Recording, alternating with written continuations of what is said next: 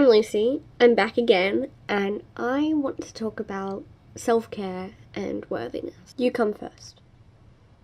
Because you have to. Because if you don't put yourself first, then you can't actually give yourself to anyone else. You have to put yourself first. Self-care is just another form of self-preservation. Without caring for yourself, you can't truly live. And you can't live the way you want to with your values. You can't pour from an empty cup. You can't give to others. Coming from a background with a restrictive eating disorder, by all of this, I mean that you won't be able to do it because you'll be too low on energy. You won't have the focus. You'll only be thinking about food and weight and your body and all the food rules that your eating disorder comes up with. You won't have time. You won't have energy. You won't have the care for it. Because nothing else will matter. So when I talk about self-care coming from an eating disorder, I'm talking about eating. I'm talking about food and nourishing yourself, nourishing your body and nourishing your soul. So yes, that means food physically, but it also means finding your path and your values along with your freedom and then following that. And that can make a life worth living. It is a life beyond an eating disorder. It is more than the numbers, the numerical value that you try and place on it, or your eating disorder does. It's so much more than that. So much more. And you just have to find it.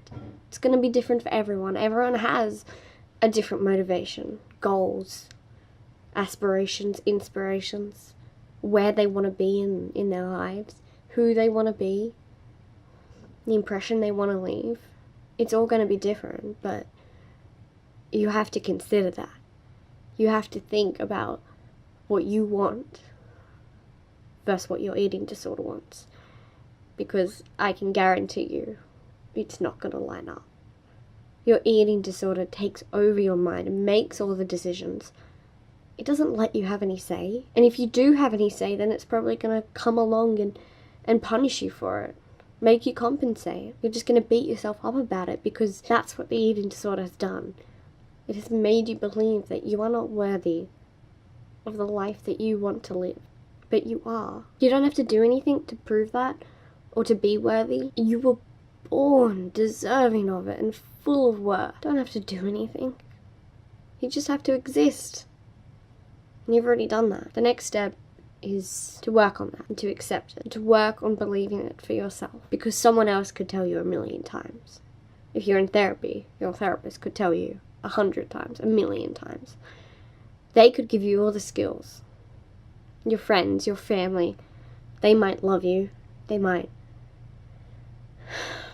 want the very best for you, but at the end of the day, it's your actions. We have the choice to make the life that we have. And you have the power to choose something different and to choose what is going to make you happy.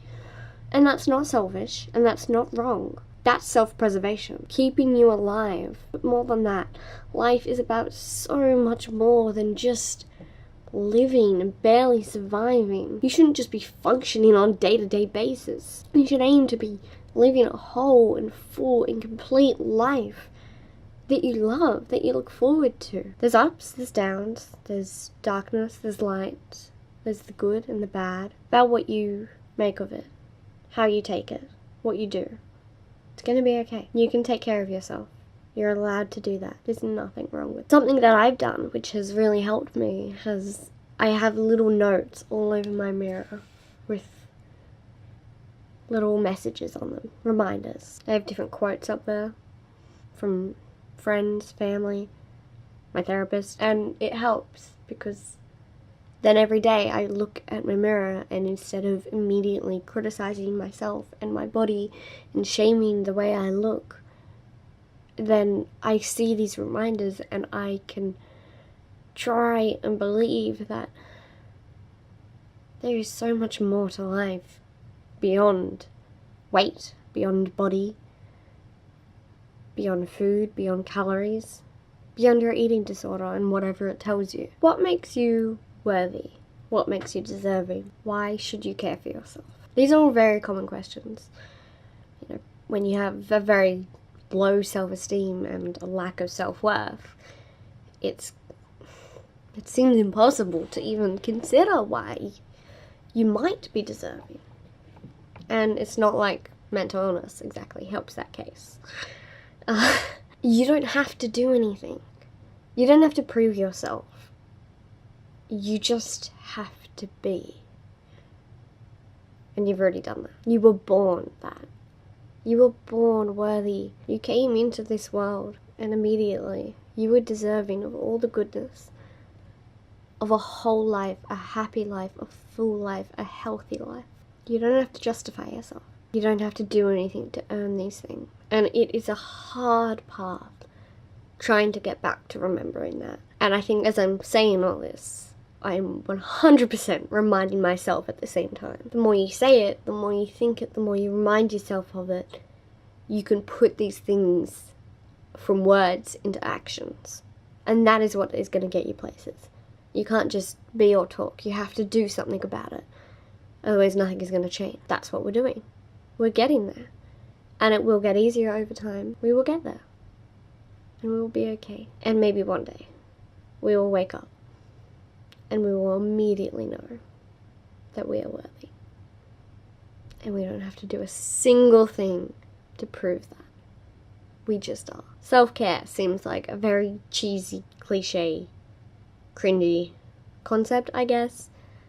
But at the core of it, it's important. And it's whatever you want it to be, you know? Self-care, it's physical, it's emotional, it's spiritual, it's psychological. All it means is having some regard for your own well-being.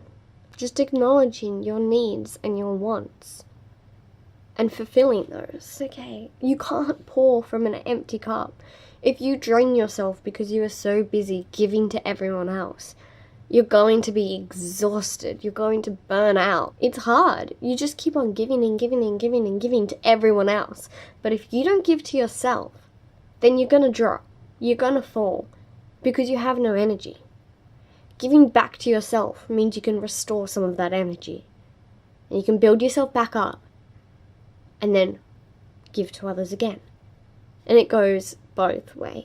I know I'm rambling. That's sort of a common thread with me. I do that a lot. But I just had a lot of thoughts. And I don't really have a structure to this video. But I wanted to say something. You are important. You are worthy. You are deserving. You can give to yourself. You can care for yourself. You are so loved and so valued. And I know how easy it is to doubt that, or to not believe it. But one day you won't. We'll all be okay. Take care.